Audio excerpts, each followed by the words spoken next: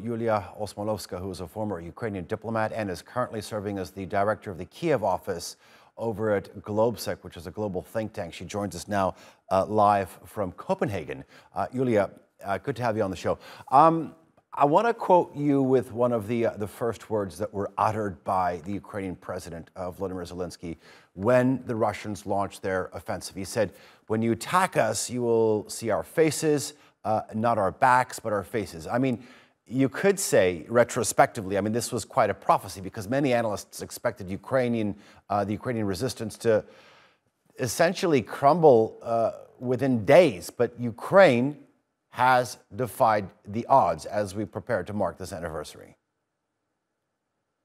Yeah, sure.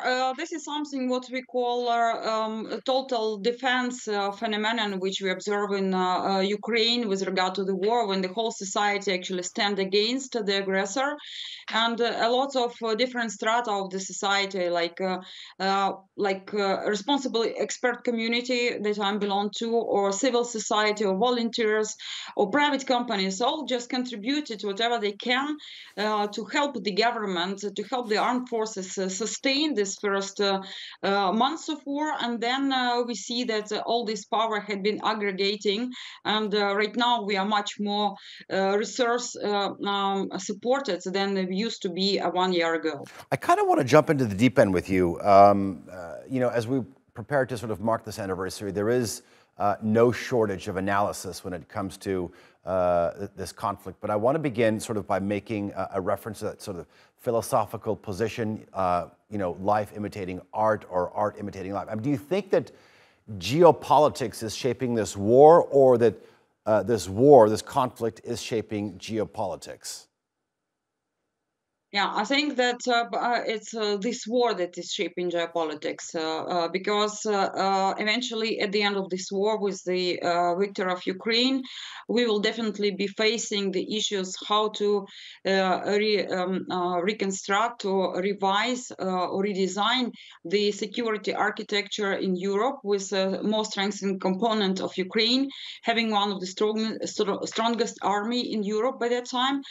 And also, this war actually exposed vulnerabilities or limits, if you wish, of international organizations whose main task is actually to prevent the conflict, prevent wars, and maintain the peace. I mean, I'm implied directly to the United Nations and Security Council that you obviously know, with Russia as an aggressor state who actually conducts all these kind of atrocities in a neighboring country. Just simply blocking all the possible solutions that should come out of the United Nations.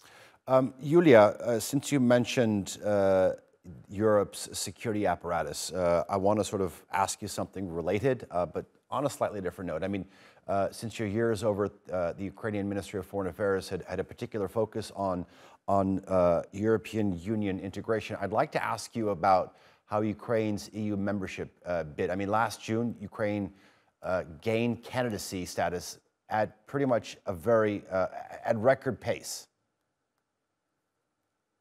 Yes, on this we are proceeding with all the requirements set up for this pre-negotiation process, and Ukrainian side is demonstrated very good dynamics in terms of responding to the recommendations of the European Commission, which was set up when this decision was taken last summer. And basically our ambition is to reach this kind of preparedness to be able to start actual accession negotiations later this year. Iuliia Osmolovska, thank you very much for joining us here on TRT World. I do appreciate hearing your analysis.